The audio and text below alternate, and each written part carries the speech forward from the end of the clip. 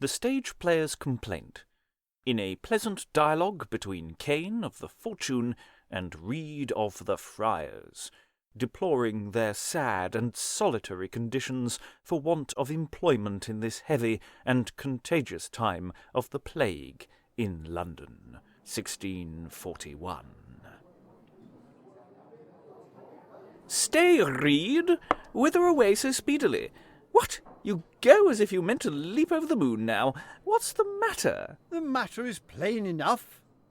You accuse me of my nimble feet, but I think your tongue runs a little faster, and you contend as much to outstrip facetious Mercury in your tongue as lame Vulcan in my feet." "Methinks you're very eloquent.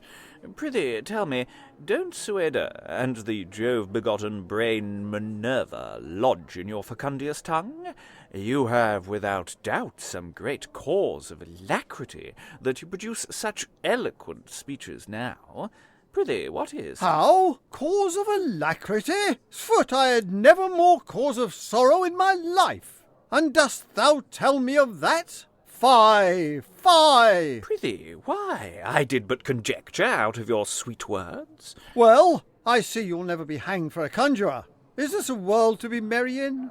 Is this an age to rejoice in, where one may as soon find honesty in a lawyer's house as the least cause of mirth in the world? Nay, you know this well enough, but only you love to be inquisitive, and to search the nature of men." "You say true indeed. I can't deny but that the whole world do swell with grief-bedaubing cares. For illustrate the whole universe, from Aurora's purple doors to the occidental west, and you shall find all things drowned in the floods of sorrow. And no marvel, too, for here God's heavy hand doth punish, there man's oppression do reign. And what greater affliction can be expected than that both of God and man?" "'Tis true, and nowadays 'tis very difficult to live without one of them." Revolve all human nature. Here you may see a man puffed up with the wind of popular applause, climbing to the top of honour, but being once touched with the breath of justice, oh, in what a moment doth he tumble down! There you may see one oppressed with the tyranny of disgrace, and groaning under the burden of calamity, but being smiled upon by justice, oh, how suddenly is he mounted up with the wings of fame!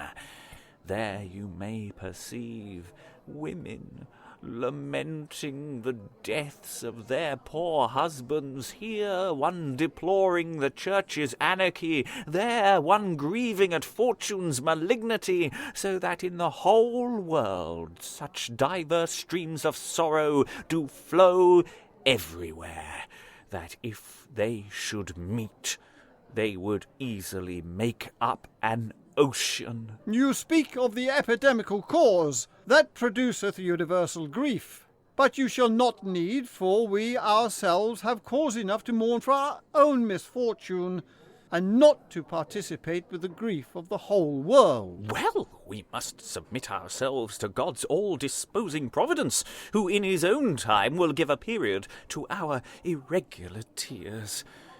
But our cause of sorrow is the cause of the whole world, for I'm persuaded that there's never a what lack you, sir?" "I believe thee.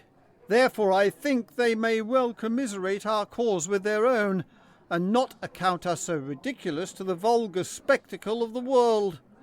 For when we lament, they have all cause to lament too.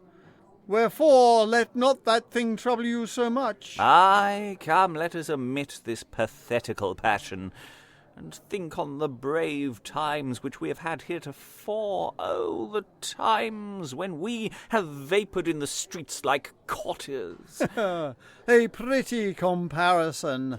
Like courtiers indeed, for I think our pockets were as empty as the proudest of them." "Oh, the times when my tongue have run as fast upon the scene as a Windibank's pen over the ocean." "Oh, the times when my heels have capered over the stage as light as a finch's feather." But, alas, We must look for no more of these times, I fear. Why so? Dost thou think because a cloud sometimes may cover and obliterate the sun that it will therefore shine no more? Yes, I warrant you, and that more bright too. So never fear, boy, but we shall get the day again for all this. But I'll assure you 'tis to be feared. For monopolies are down, projectors are down, the High Commission Court is down, the Star Chamber is down, and, some think, bishops will down. And why should we, then, that are far inferior to any of those, not justly fear lest we should be down too? Pish! I can show thee many infallible reasons to the contrary. We are very necessary and commodious to all people. First, for strangers, who can desire no better recreation than to come and see a play. Then for citizens, to feast their wits. Then for gallants, who otherwise perhaps would spend their money in drunkenness and lasciviousness, to find a great delight and delectation to see a play. Then for the learned, it doth increase and add wit, constructively to wit. Then for gentlewomen, it teacheth them how to deceive idleness. Then for the ignorant, it doth augment their knowledge. Pish! 1,000 more arguments I could add, but that I should weary your patience too much. Well, in a word, we are so needful for the common good that in some respect it were almost a sin to put us down. Therefore let not these frivolous things perplex your vexatious thoughts. But it makes me fear, I'll assure you, in these times, and I think it would be a very good plot to borrow good store of money and then run away. What think you of it? A good plot, quotha? So you may come to lie in a worse plot for it all the days of your life? 'Sfoot run away too? So you may be taken for a young suckling in all the city, but is sensible of our calamity too, although we seem to them to bear the greatest burthen thereof, and then followed presently with 100 horse. Fie, fie, remit these fopperies. You little think of the last comedy you acted now. The last comedy, quotha? I act tragedies every day, but I cannot remember since I acted a comedy. 'Tis so long ago. But prithee, how comes it to pass that you act tragedies every day? How? I'll tell thee. My purse each day perisheth most tragedically, and now I may be taken for a scholar, since I've no money. But because I cannot speak true Latin, I'm afraid I shall be taken for a lawyer. What? Do lawyers then speak false Latin? As if you know not that. Why? True Latin is as much out of fashion at Inns of Court as good clothes at Cambridge. Come, remit your jests, and think on our present estates now. And you know the sickness is dangerous, and increaseth weekly. Therefore I think we must be content in the meanwhile to live like Diogenes in his tub. Well, the best remedy that I can imagine for our present calamity is to down on our knees humbly and pray God to abate the sickness, and let each true-hearted subject conjoin with us in our supplication. This motion pleaseth me exceedingly.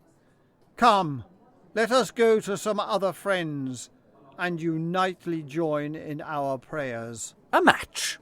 Come, let us perform it with expedition, and in the meanwhile let us conclude with parts of our litany. From plague, pestilence, and famine, from battle, murder, and sudden death, good Lord, deliver us.